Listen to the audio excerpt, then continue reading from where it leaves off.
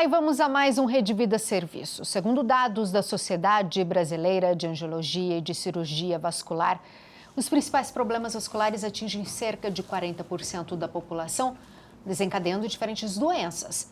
Apesar dessa alta incidência, a maioria das pessoas ainda tem dificuldade para identificar a presença de um problema vascular, o que atrasa o diagnóstico e o tratamento e eleva os riscos.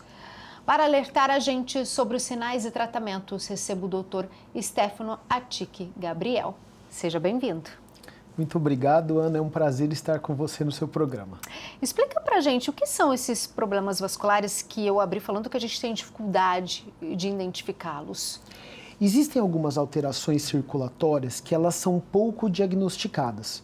Uma delas é o lipedema, que tem ganhado muito destaque ultimamente. O lipedema é uma inflamação corporal e que acomete o sistema circulatório. Uma outra situação são as doenças circulatórias assintomáticas, que são aqueles pacientes que não manifestam sintomas e que, se a gente não investigar, a gente acaba não percebendo que você está desenvolvendo uma doença circulatória, a não ser naquele momento em que a pessoa já tem uma doença avançada, uma complicação.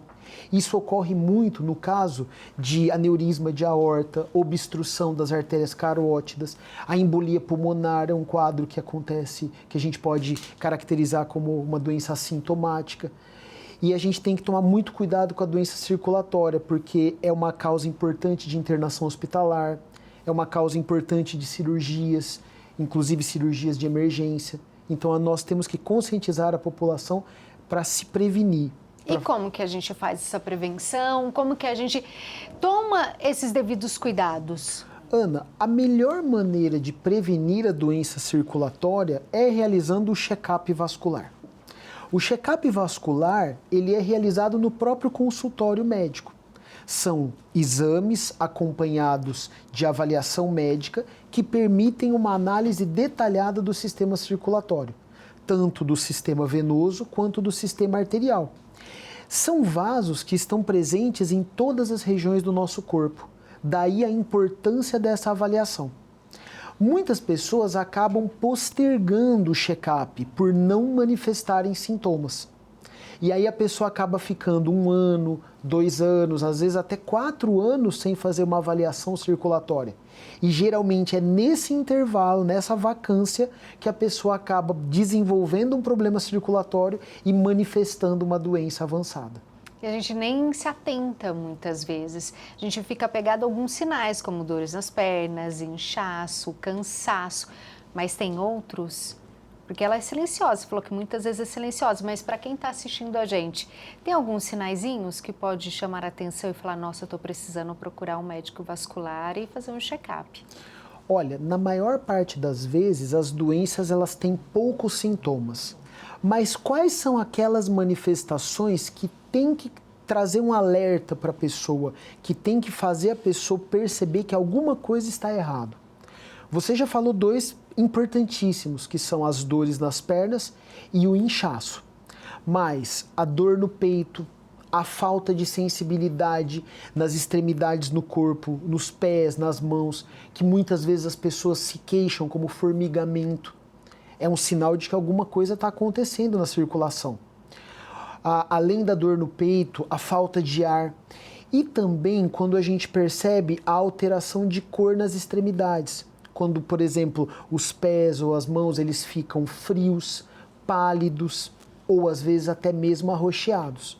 Então são sintomas que tem que fazer a pessoa... Mas esses sintomas, doutor, que o senhor falou de formigamento, as extremidades estarem mais geladas, eles são juntos ou você pode ter um pontual? A pessoa pode manifestar, por exemplo, apenas formigamento ou formigamento acompanhado de arroxeamento das extremidades. Daí a avaliação, porque nessa avaliação nós vamos buscar informações que somadas caracterizam o quadro da doença circulatória. Por exemplo, nesses últimos dias nós tivemos a questão do ex-jogador de vôlei, o Tandy. Ele falou, olha, eu fiquei 4 anos sem uma avaliação circulatória. sentia dor no peito, sentia formigamento no braço e ele acabou tendo um infarto. E um atleta, uma pessoa que se alimenta bem, que sempre praticou esportes, que esse estilo saudável já ajuda a pessoa a ter também uma saúde mais saudável, né, doutor? E esse perfil populacional é aquele perfil que a gente entende que não vai ter uma alteração circulatória. Porque a pessoa é atleta, sempre se exercitou, provavelmente sempre se alimentou bem, teve uma boa qualidade de sono. Então é aquele perfil que muda um pouco daquele paciente idoso, que já é diabético, que tem pressão alta, que está acima do peso. Quer dizer, esse grupo a gente se preocupa mais. Mas o que nós temos observado cada vez mais? Que as doenças circulatórias elas podem acometer jovens, adultos, idosos, homens, mulheres. Existem algumas doenças que são mais características de mulheres. Então, o lipedema e a doença venosa é campeão, o público feminino. Mas as doenças arteriais, a aterosclerose, as obstruções arteriais, são mais frequentes no público masculino. E o que tem se dado, o senhor acredita, essa mudança de perfil de pessoas que estão tendo problemas desse tipo, igual o TAND, por exemplo? Esse aumento das doenças circulatórias, eles acabam sendo decorrentes do ambiente em que a gente vive, do mundo moderno. Então, hoje, as pessoas têm uma competitividade no mercado de trabalho. Muitas vezes, o profissional ele desempenha o papel de profissional, pai, marido, tem a atividade familiar, então ele acaba às vezes se dedicando muito à família, muito ao trabalho e acaba não cuidando muito da sua saúde. A atividade física acaba ficando um pouco de lado em prol do cuidado com a família ou daquela necessidade de ter um alto desempenho no trabalho. O estresse do dia a dia é muito maior. E às vezes a pessoa não tem tempo de fazer uma alimentação equilibrada em casa, de praticar atividade física. Às vezes o sono dessa pessoa pode estar prejudicado. Então tudo isso somado acaba influenciando o nosso sistema circulatório. E a nossa circulação sofre influência desses elementos externos. Uma pessoa que tem um estresse elevado, a gente fala muito do burnout, daquele desgaste, do esgotamento emocional. Isso se reflete na circulação. Isso é prejudicial ao endotélio do nosso, que é a parede dos nossos vasos, aumentando o risco de trombose, aumentando o risco de aterosclerose. Uma pessoa que não se alimenta bem, que não se exercita, que não se cuida, que não tem tempo de olhar para si mesmo, essa pessoa acaba, ao longo do tempo, deixando as doenças se desenvolverem e elas não percebem. Hoje as pessoas acabam, o jovem, a mulher, adotam hábitos que antes eram mais frequentes no público masculino. Um deles é o cigarro. As pessoas hoje fumam mais. E consomem mais álcool consomem também. Mais álcool. Drogas que estão aí, à venda, de fácil acesso e que muitas vezes a gente não se atenta ao perigo delas. E uma doença, um fator de risco, que é uma doença que tem sido apontada como uma epidemia, é a obesidade. Então hoje as pessoas, se na maior parte das pessoas elas estão ou no sobrepeso ou na obesidade. Então a presença da obesidade, do sobrepeso, aumenta o colesterol, aumenta o diabetes, prejudica a pressão e cria um quadro de uma síndrome metabólica. Quer dizer, uma pessoa não é só obesa, não é só hipertensa. Ela é obesa, hipertensa, diabética, tem o colesterol elevado e tudo isso somado gera uma síndrome que aumenta muitas vezes o risco do desenvolvimento de doenças circulatórias. Estilo de vida, esse estilo de vida. Atenção, tudo que o doutor está falando aqui é nossa responsabilidade. Por mais difícil que o tempo seja corrido, é mudar os hábitos, é o estilo de vida. E o que acontece? Como as doenças circulatórias elas vão se desenvolvendo progressivamente, a manifestação dos sintomas elas ocorrem na fase mais avançada.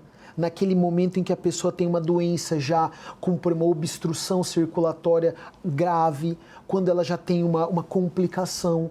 E nesses casos, às vezes, é necessário uma internação hospitalar, um procedimento cirúrgico. Hoje aumentou muito a necessidade dos procedimentos percutâneos, que são as angioplastias.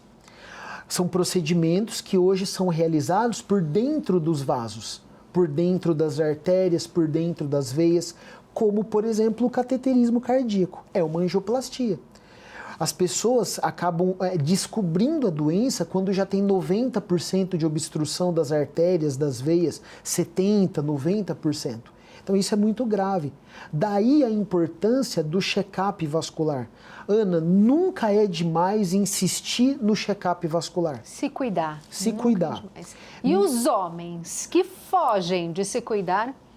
Mas olha, tem que agendar uma consulta e cuidar, né, doutor? Mesmo os homens têm doença circulatória.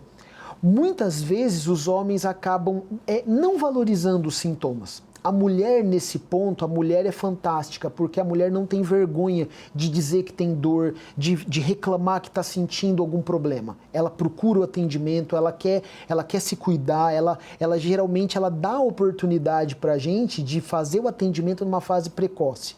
Já o homem é aquela coisa, o homem já está mais preocupado às vezes com o dia a dia, com aquela correria do trabalho, às vezes não valoriza muito o que ele sente, e aí que é o problema, porque geralmente quando eu cuido de um homem com problema circulatório, a doença já está avançada, sendo que poderia descobrir esse problema, fazer esse tratamento numa fase mais precoce, às vezes mantendo apenas um tratamento medicamentoso, mas às vezes no homem, por exemplo, varizes em homem, é sempre aquele tema que chama atenção, varizes é doença de mulher. Não, tem muito homem que tem varizes, mas acaba não procurando, não tem aquele valor estético como a mulher tem. Porque a mulher muitas vezes vai por causa da vaidade. Da vaidade. E é bom também porque é um cuidado. Outra e o homem coisa, não tem isso. O homem, como o homem tem uma pilificação mais intensa, ele acaba escondendo essas veias. Mas quando chega um homem com problema de veia, com varizes, geralmente tem insuficiência de safena,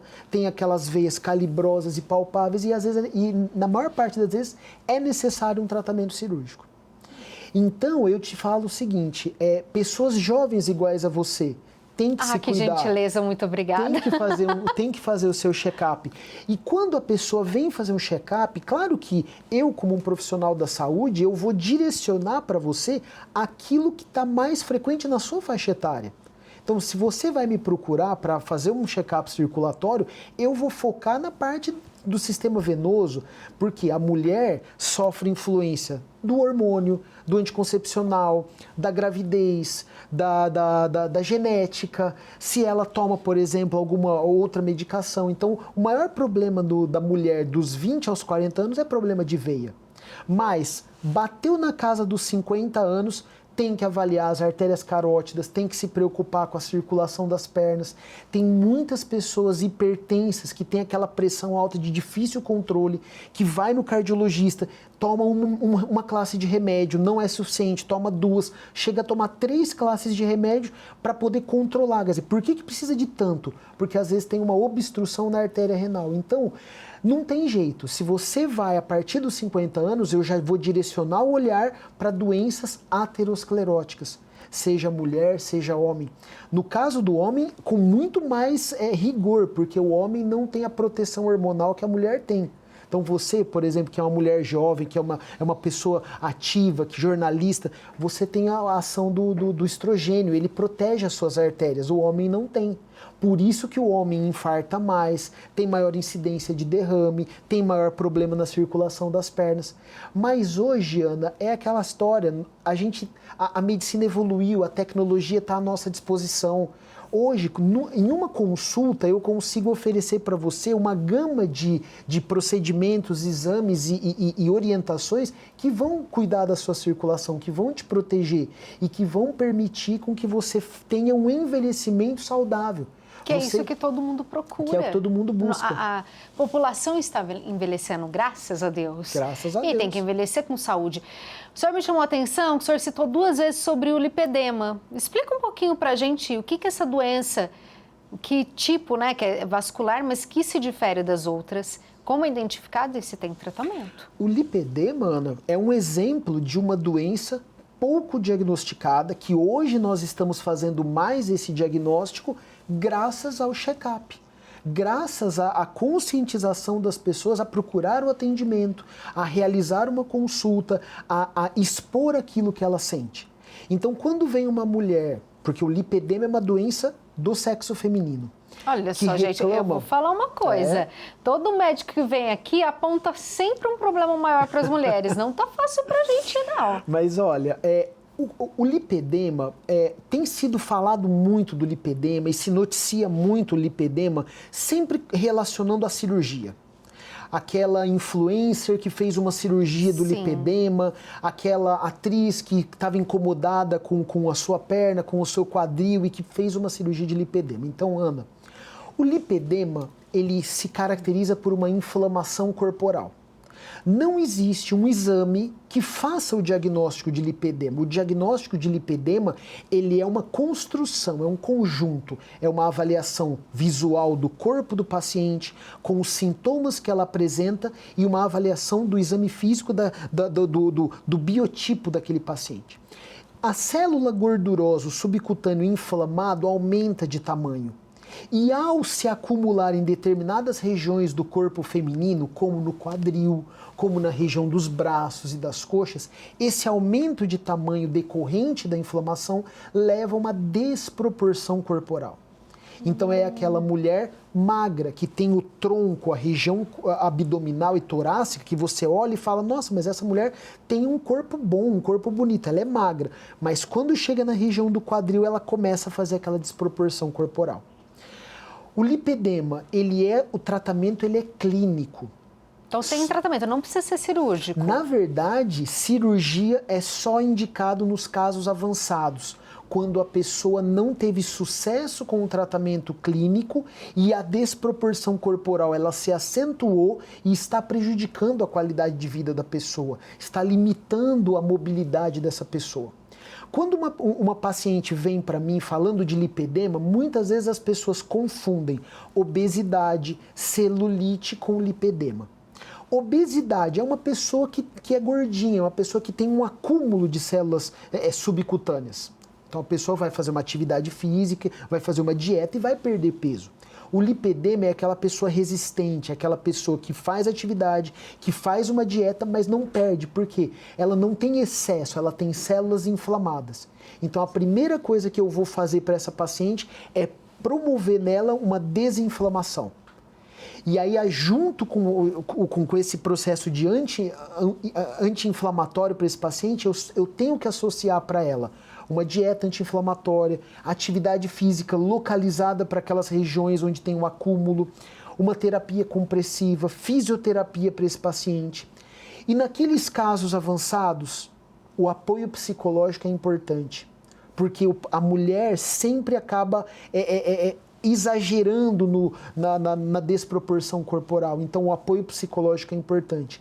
Porque é muito cobrado o padrão de beleza para a mulher, desde sempre, desde criança a todo momento. E agora, com as redes sociais, inteligência artificial, que criam mulheres perfeitas, é uma cobrança diária, em tempo real, a todo momento.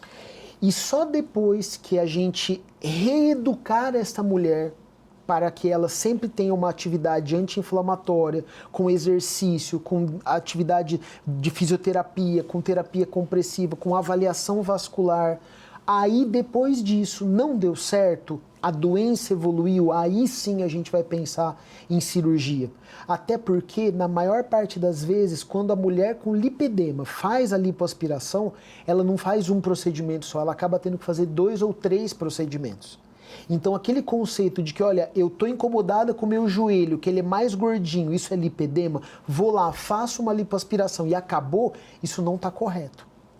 É uma doença que ela é para o resto da vida, é um tratamento crônico, que na verdade você tem que mudar o hábito dessa paciente para que assim você consiga controlar a doença.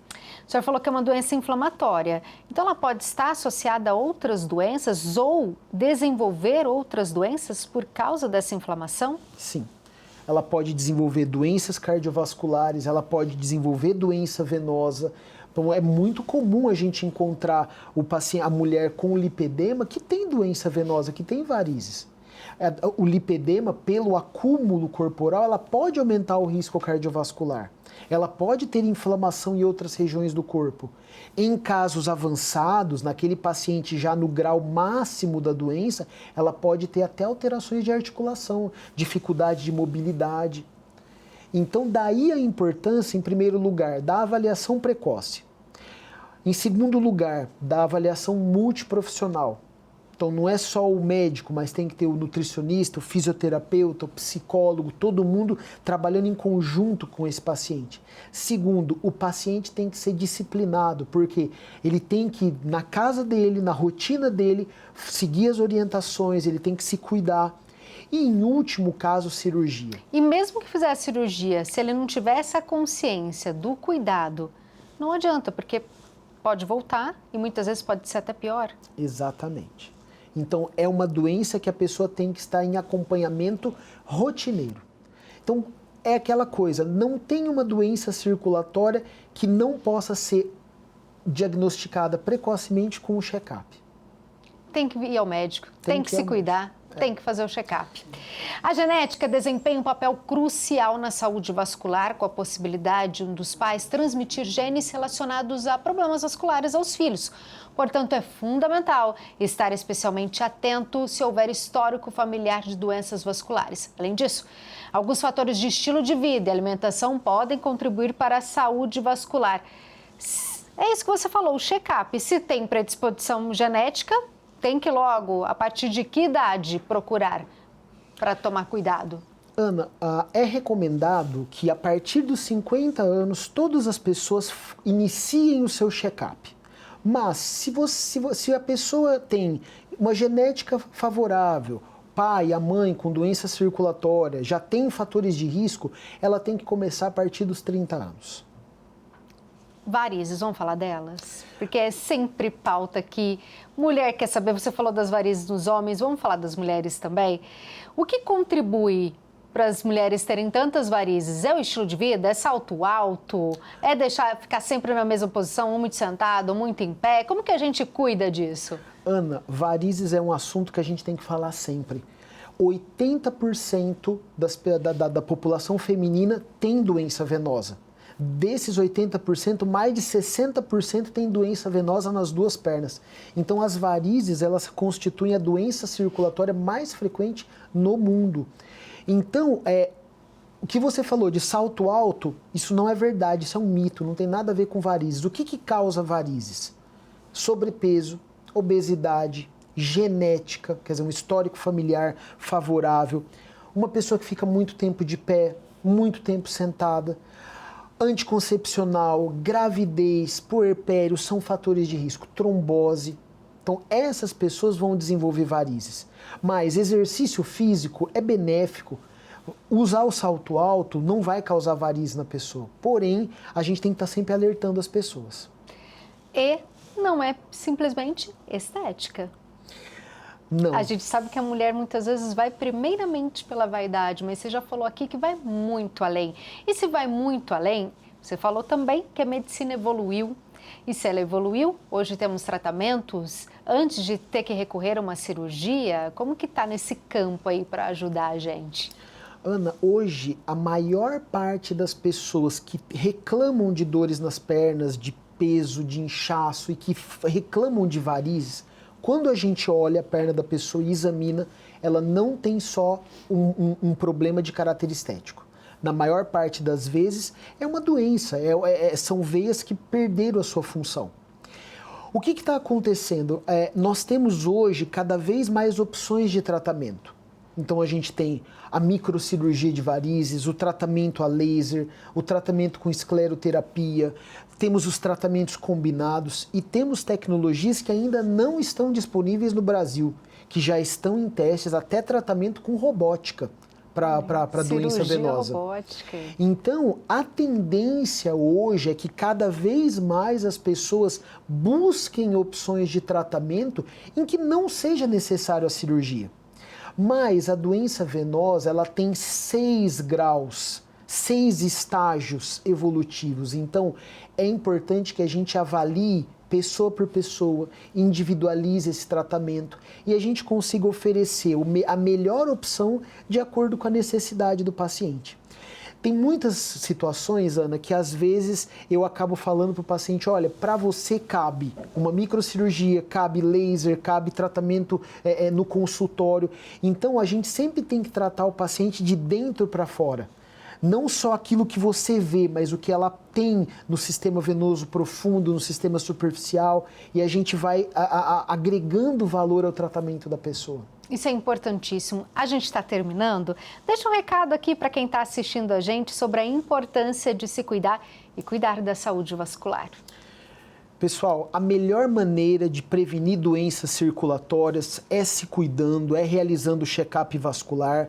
Seja você homem, seja você mulher, jovem, adulto, idoso, faça a sua avaliação. Hoje é um tratamento disponível e acessível a toda a população. Obrigada mais uma vez, adorei te receber. Ana, foi um prazer estar com você no seu programa e eu espero ter contribuído com o seu público que está sempre ansioso por informação. E contribuiu muito. Muito obrigado. Aprendemos que manter a saúde de veias e artérias é fundamental. Então, até o nosso próximo encontro. Tchau, tchau.